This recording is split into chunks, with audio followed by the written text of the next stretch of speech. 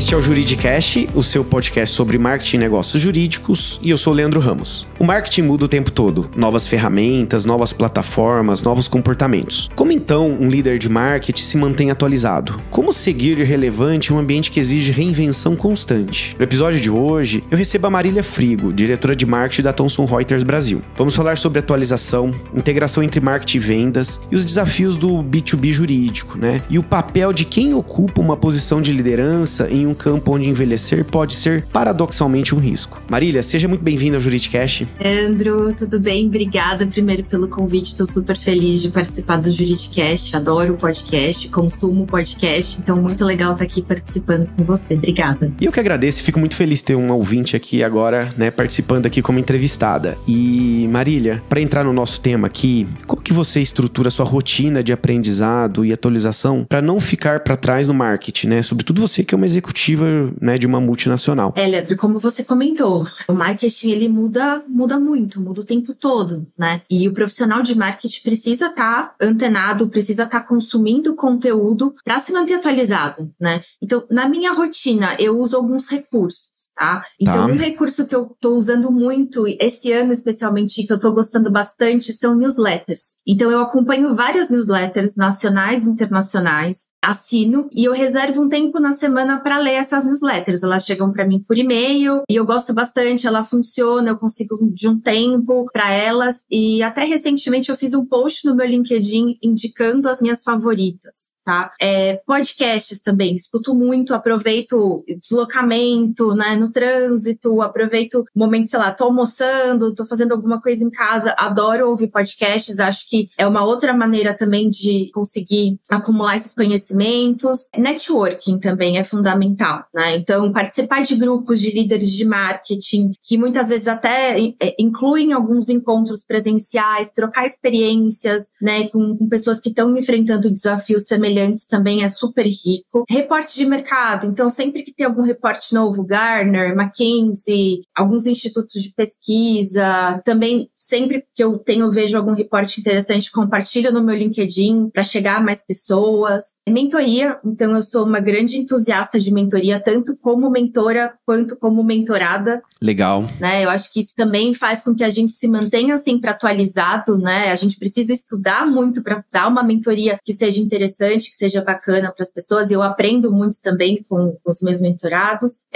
Cursos, né? Eu acho que para mim, o curso ele tem que ter uma pegada muito mão na massa. Então, assim, eu gosto muito de cursos, às vezes, de duração menor, com profissionais de mercado, que já tenham um resultado demonstrado, relevante. Então, também consumo alguns cursos, na sua grande maioria, online, né? E eventos, assim, eu faço muita questão de encontrar na minha agenda espaços para participar dos eventos mais relevantes de mercado, né? Então, recentemente eu participei do CMO Summit e fiquei até impressionada, assim, com o alto nível dos conteúdos, das apresentações. Então, é importante tanto para networking quanto também para você entender o que as outras empresas estão fazendo, né? Quais são as discussões que estão acontecendo no mercado, né? Então, acho que esses são aí as grandes ferramentas que eu tenho no meu dia a dia. Claro que livros também, acho que são importantes, mas para marketing eu não priorizo os livros, porque eu acho que é um conteúdo que se desatualiza muito rápido. Então eu prefiro muito mais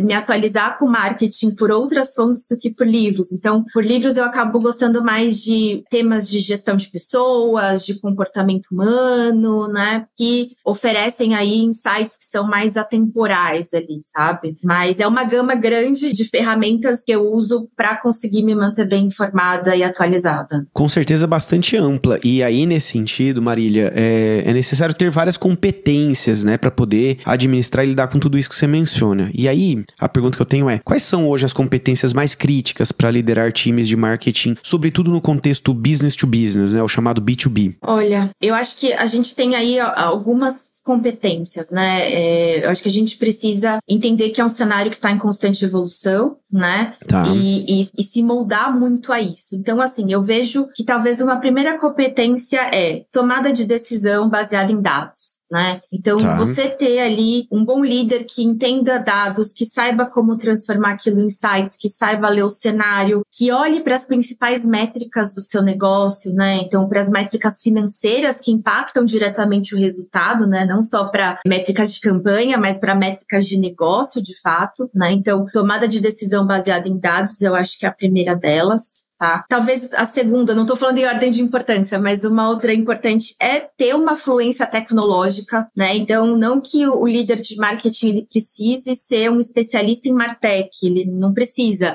mas ele precisa entender de automação de marketing, de CRM, daquilo que constitui esse stack de tecnologia para o marketing, né? Então, entender esses processos, como que você pode ganhar mais eficiência com essas ferramentas, então, ter também as pessoas certas na equipe para orquestrar essas ferramentas e ganhar essa eficiência. Eu diria que hoje, além dessa fluência tecnológica, precisa ser um entusiasta em inteligência artificial. Eu acho que isso não é mais opcional. Inteligência artificial não é uma tendência, é algo que veio para ficar, né? E como que o líder explora a inteligência artificial para integrar a estratégia de marketing, né? Então, promover a experimentação do time, testar, buscar inovação, buscar ganho de eficiência, né? Entender o impacto estratégico que a IA pode transformar o marketing com análises preditivas, né, com experiências de hiperpersonalização, até coisas do dia a dia, tarefas operacionais que podem ser automatizadas por IA, né, e também dentro, né, de inteligência artificial, capacitar a equipe, né, incentivar que a equipe utilize e capacitar para que a equipe seja cada vez mais pronta ali para o uso de inteligência artificial, que eu vejo como hoje ainda é um diferencial, hoje ainda é um diferencial competitivo, em breve não será mais, será commodity e todos teremos que ter essa competência muito bem desenvolvida. Trazendo um pouco do que eu falei em relação à tomada de decisão baseada em dados, o líder de marketing ele precisa ter uma visão estratégica de negócios também. Como que é isso? Não adianta mais o líder de marketing olhar para uma questão de métricas de marketing, né? Ele precisa entender como que ele impacta a receita, como que ele impacta a participação de mercado. Para ele ser uma área estratégica, ele tem que falar a mesma língua do CEO, do CFO, né? E demonstrar como que o marketing entrega crescimento e sustentabilidade para o negócio, né? Então, isso está muito ligado também com uma visão de decisões baseadas em dados. E aí, Marília, então o marketing não é só mais branding, não é só mais conteúdo, mas também vendas, você mencionou agora há pouco. Exatamente. A questão da IA, que não é mais tendência, é algo real, é tudo isso. Exatamente. O marketing, ele tem que, na verdade, orquestrar tudo isso, né? Ele faz parte de uma estratégia de crescimento e de sustentabilidade da empresa. Então, o marketing ele precisa olhar para a empresa como um todo, né? Como que ele está contribuindo para a empresa como um todo. E aí eu poderia também falar aqui de outras habilidades que um líder de marketing precisa, como claramente construir e liderar equipes de alta performance, né? Orquestrar esses talentos, ter ali uma boa comunicação e formar alianças aí com outras áreas, que isso também é algo super importante, e ter muita adaptabilidade, né? Eu acho que agilidade e adaptabilidade, a gente precisa hoje no mundo, como ele vem mudando muito rápido, ser muito ágil na forma como que a gente se adapta. O líder de marketing precisa ter esse jogo de cintura para poder entender o que está acontecendo, trazer para a sua realidade do negócio, né? Então, eu diria que essas são as grandes competências ali do líder de marketing hoje. Com certeza. E, Marília, eu queria agora trazer a discussão para um outro contexto, que é o seguinte. Historicamente, né, em muitos mercados, você tem a área de vendas e a área de marketing, elas normalmente devem trabalhar de maneira coesa, né, sinérgica, mas na prática, muitas vezes, marketing é inimigo de vendas e vice-versa, né? No contexto jurídico, em que marketing é uma disciplina relativamente nova e vendas, que é chamado de BD, é ainda mais novo, a gente não tem ainda essa disputa tão forte, mas ela pode vir a acontecer. Aí a pergunta que eu te faço é, como é que você evita que marketing e vendas virem adversários internos e se tornem, na verdade, parceiros de negócios? Essa pergunta é excelente e faz todo sentido, tá? Marketing e vendas precisam ser áreas parceiras que colaboram para o sucesso da empresa, né? Pela minha experiência, novamente, eu percebo que a única forma disso acontecer é ter KPIs e objetivos alinhados. Então, isso é a base de tudo. Tá. Então, a partir do momento que você tem um alinhamento de objetivos, de métricas, que marketing tá olhando e que vendas tá olhando, essa competição, ela para de existir, né? Porque tá todo mundo olhando pro mesmo foco, né? Então, eu falo muito assim que não adianta o objetivo de marketing ser clique em anúncio, ou então geração de leads. Porque o foco de vendas tá na geração de novas oportunidades de vendas, na geração de receita. Então, para marketing, esse também tem que ser o foco, né? Não pode ser um indicador que não converse com o indicador final ali da empresa, né? Então, tem que ser um KPI que traga um impacto real para o negócio, que seja mensurável e que conecte o trabalho de marketing e de vendas, né? Então, outro indicador super importante é geração de pipeline, progressão de pipeline. Então, né, quanto que marketing está gerando ou progredindo um pipeline que é criado por vendas, né? Como é que eu posso diminuir esse ciclo de vendas fazendo mais ações de ativação? Então, essas conversas, elas são mais construtivas e geram muito mais cooperação entre as áreas do que, né, apontar dedos, né? Eu tô fazendo isso, mas você não tá vendendo. Ou você tá gerando leads desqualificados, né? E um achando que tá indo bem e o outro achando que o problema é de outra área. Então, isso passa muito também por um feedback constante, comunicação estruturada. Então, eu também vejo ali não só a questão das métricas, mas como você acompanha essas métricas, né? Então, ter ali reuniões regulares, podem ser, sei lá, quinzenais, semanais, para revisar números, para discutir estratégia, desafio, oportunidade, né? Acho que isso também é super importante ter essa sinergia ali no modelo operativo mesmo dos times, estabelecer ali, né, o que é um SLA para os times. Então, quanto tempo depois que marketing gera uma oportunidade, o vendedor vai lá e trabalha, né, para entender também se as coisas estão funcionando. Putz, eu tô com capacity correto, ou tô gerando mais do que o meu time de fato consegue dar vazão. Então, eu acho que, de novo, acho que ter metas alinhadas e comunicação constante é o que faz com que essas duas áreas deixem de competir entre si e sejam áreas que, de fato, trabalham em conjunto em prol do crescimento da companhia. E Marília, você mencionou algo que me chama a atenção aqui, que é o marketing gerar pipeline, né? O que diferencia um marketing mais tradicional, né, que estava preocupado com awareness, ou seja, lembrança de marca, desse marketing mais contemporâneo que também se preocupa e se implica, né, na geração de um pipeline? Leandro, eu não acredito nessa divisão de marketing que faz awareness ou marketing que gera performance, né? Como se eles fossem... Que é o marketing de performance versus branding, exato, né? Que historicamente isso existiu, né? Exato. Eu não entendo isso como coisas separadas, né? Pra mim, tá bem. O marketing, ele precisa olhar para a jornada completa, né? Então, isso inclui desde o conhecimento até o final ali, a venda, né? E no fim do dia, as pessoas, elas só compram de empresas que elas conhecem. Então, é impossível eu conseguir gerar pipeline se as pessoas não conhecem a minha marca, não sabem o que eu faço, não sabem quem eu sou. E aí, trazendo até um pouco de contexto, né? As vendas B2B, elas são muito baseadas no que a gente chama de disponibilidade mental, né? Então, o que isso significa? Que antes de começar uma pesquisa ativa, né? Putz, preciso, né, comprar um software para o meu escritório, né? Os compradores ali, eles já têm um grupo de fornecedores em mente antes de começar essa busca, né? E na grande maioria das vezes, né, as pesquisas mostram que eles acabam comprando de alguma dessas empresas que eles já conheciam. Tem até um dado da Harvard Business Review que fala que só 10% dos compradores B2B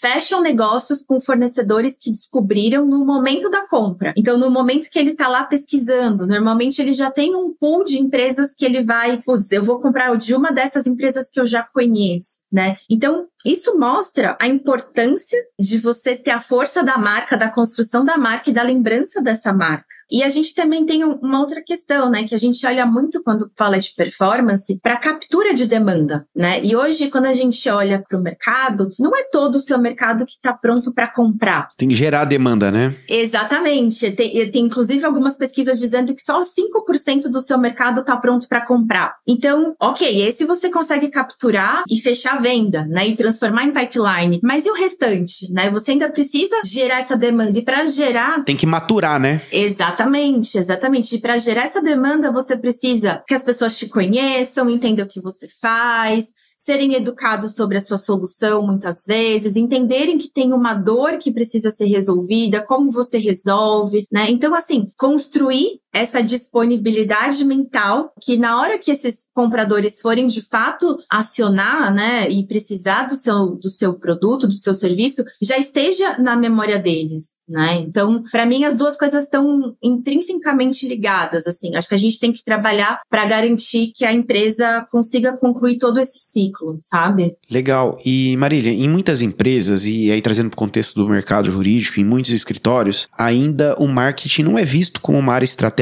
e só como uma área de suporte. É evidente que não é em todos os contextos, mas ainda isso ocorre. E aí, por que tem essa dificuldade, na sua visão, de olhar o marketing como uma área estratégica e não de suporte? Eu acho que isso tá mudando muito, né? Eu acho que, inclusive, falando ali, né, de performance, eu acho que a partir do momento que a gente conseguiu mensurar muitas coisas que antes não eram mensuráveis, o marketing já mudou muito a cara do marketing e passou a ser uma área mais estratégica. Mas eu concordo, eu acho que ainda em muitas empresas, em muitos contextos, ainda existe essa sensação do marketing ser um gasto, né, e não um investimento. Então, assim, acho que até eu comentei, mas eu acho que o primeiro ponto é linguagem, né? Então, falar a língua do negócio, né? Então, não falar só de criativo, engajamento, campanha, mas falar de métricas de receita, participação de mercado, custo de aquisição, lifetime value. Então, trazer de fato o impacto gerado por marketing para mostrar que realmente você está falando a linguagem do negócio. Um outro ponto eu acho que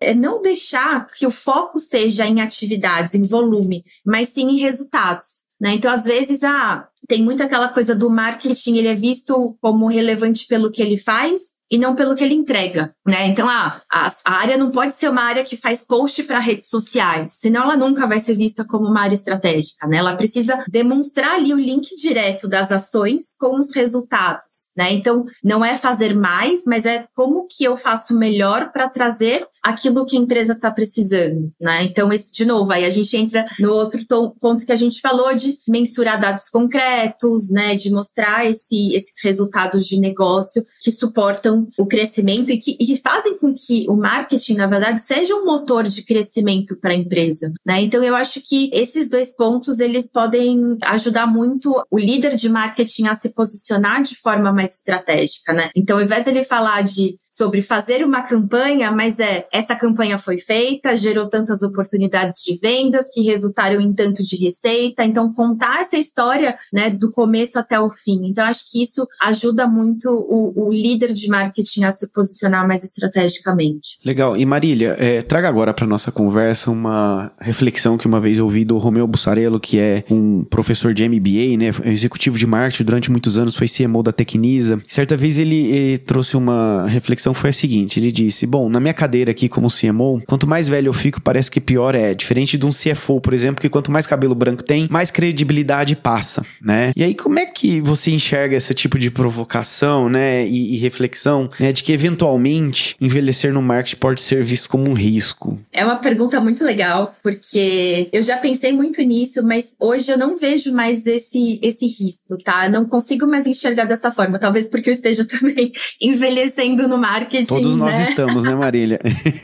Então, eu enxergo que hoje o papel do profissional do marketing, ele tá mudando muito. Tá. Especialmente, de novo, com inteligência artificial, a evolução tecnológica. E para mim isso acaba favorecendo muito a experiência do profissional. Quando eu iniciei na minha jornada dentro do marketing, era muito claro isso, que quem, né, ditava tendência, trazia novidades eram os mais jovens, né? Porque as habilidades técnicas eram muito a base, né? Então você precisava ali de um web designer para construir o seu site, um expert em mídia, um expert em SEO, pessoas técnicas, especialistas para que as coisas acontecessem. E essas habilidades ainda são super importantes, não estou dizendo que elas não são de forma nenhuma, elas são importantes e necessárias, mas eu enxergo que com o avanço da inteligência artificial, essas habilidades técnicas, elas vão ganhar menos peso. Porque eu imagino que muito em breve a gente vai ter robôs que vão ser capazes de executar muitas tarefas técnicas ou operacionais, né? Hoje a gente já tem muito isso, já tem hoje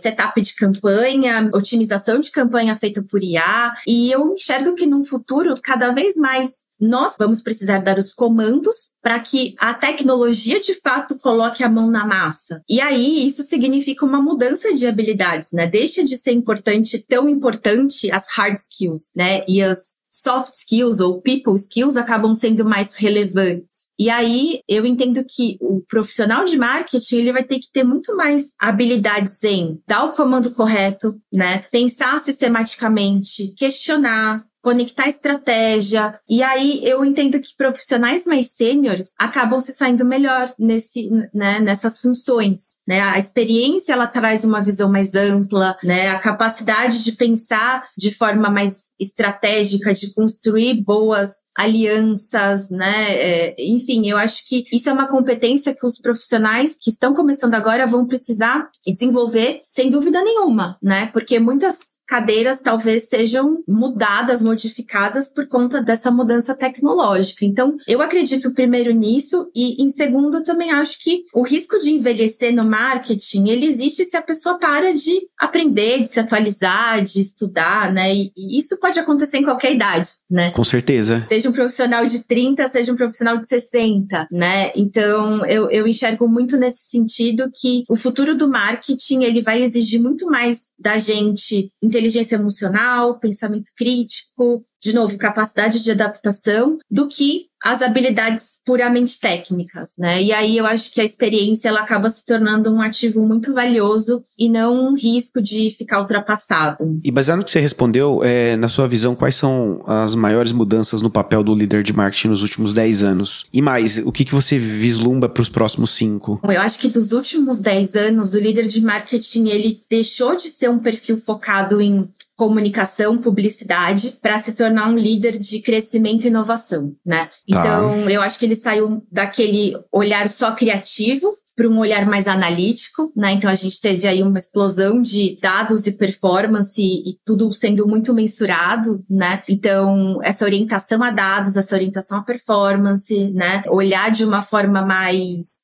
profunda para os dados, entender o que está dando certo, né? Como que eu otimizo, como você falou, né? Não adianta mais olhar para a marca, né? Mas como a marca impulsiona o meu negócio a ser mais rentável e como que eu consigo medir isso, né? Dos últimos 10 anos eu também vejo uma ascensão gigantesca no que a gente chama de Martech, né? Que é a tecnologia voltada, aplicada ao marketing. Então, de novo, eu acho que o líder, né, teve que se reinventar ali, né? Conhecer muito de tecnologia para integrar essa tecnologia para ganhar escala, para otimizar processos, para, enfim, trazer mais eficiência. A questão de ser muito pressionado para demonstrar retorno sobre investimento, impacto direto. Então, isso fez com que as áreas de marketing e venda também se tornassem muito mais parceiras, né? Então, que é outro ponto que a gente já falou, isso eu vejo acontecendo muito nos últimos anos. O marketing como alavanca de crescimento e aí muito voltado também para a questão de conteúdo e de engajamento, né? Então, como a gente pode usar o conteúdo como uma estratégia para atrair, para educar, né? Ao longo de toda a jornada, essa nutrição. Então, o conteúdo ganhou um destaque muito importante nas estratégias. E sim, assim, a questão de adaptabilidade, de agilidade, como a gente já falou. Então, acho que isso também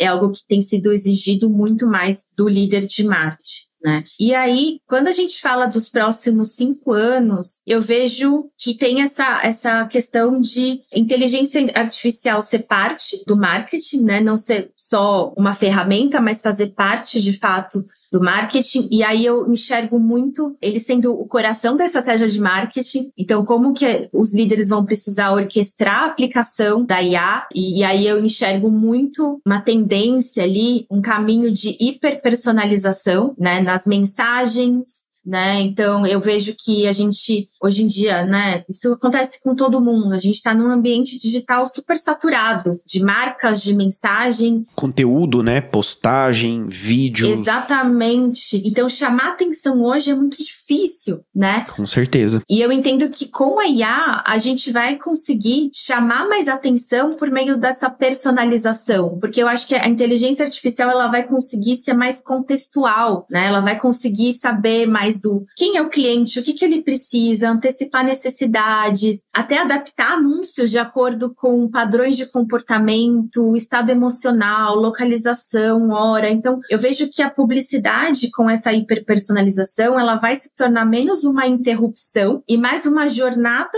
uma extensão da jornada desse consumidor, com esses anúncios dinâmicos, com narrativas que se adaptam. Eu enxergo muito mais nesse sentido, como se a marca fosse de fato criar uma conexão mais genuína e um relacionamento com esse consumidor. E eu também entendo que a gente vai ter uma diminuição ou remoção, que seria o ideal, na fricção da jornada do cliente, né? Porque hoje a gente ainda não tem uma experiência super fluida entre canais, né? E eu acho que com a inteligência artificial, com essa mudança na hiperpersonalização, a gente vai conseguir ter mais o histórico do cliente, as preferências sendo transferidas e integradas entre plataformas, né? Eliminando repetição, eliminando frustração por parte do cliente. Então, eu vejo que para os próximos 5 anos, esse deve ser o caminho ali a ser trilhado para gerar essa inteligência de relacionamento em escala, sabe? E sendo um marketing mais integrado no cotidiano das pessoas, sabe? Legal. A gente está acabando o nosso episódio, Marília, para a gente fechar aqui. Qual conselho você daria para um profissional que quer liderar o marketing, seja uma empresa complexa, como a Thomson Reuters, né, com operação global, ou num grande escritório, ou até pequeno escritório de advocacia? Legal, Leandro. Acho que a gente já falou bastante aqui, né? Enfim, de muitos temas que são importantes ali e que eu daria como conselho. Mas eu acho que quando a gente fala de liderança, a gente precisa pensar muito em pessoas, né? Pessoas, eles são ali motor que vai fazer tudo acontecer. Então, acho que construir um time de alta performance, contratar bons profissionais, desenvolver esses profissionais e retê-los, né? É cada vez mais desafiador, mas é fundamental hoje para o líder. Então, sempre estar buscando desenvolvimento contínuo em gestão de pessoas e contratando boas pessoas que unam tanto hard skills como soft skills. Eu acho que também um outro conselho que eu daria é ser um eterno aprendiz, né? Então, a gente começou o podcast falando que o cenário do marketing muda constantemente. Então, o profissional de marketing precisa ser curioso, precisa testar abordagens novas, né? Precisa aprender, testar, falhar e aprender, né? Então, eu acho que isso é muito valioso para que o profissional não se torne obsoleto, não se torne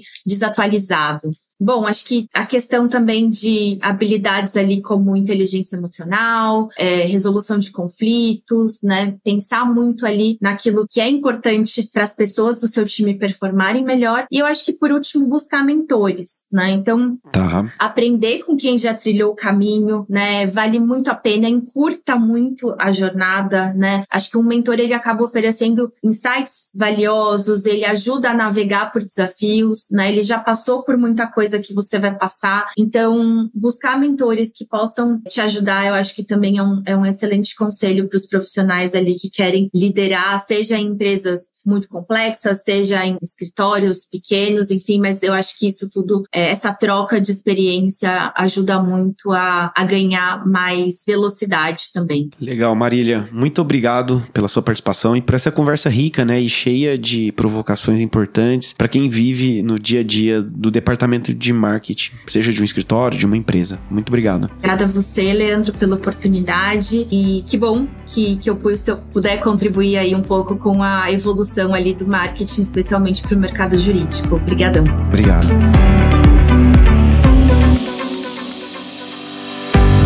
E você, ouvinte, se curtiu esse episódio, compartilhe com seus colegas, líderes e profissionais de marketing que também enfrentam o desafio de se manterem atualizados no mercado cada vez mais complexo e competitivo. O Juridicast volta na próxima quarta-feira, às 7 da manhã, com mais um episódio inédito. Até lá!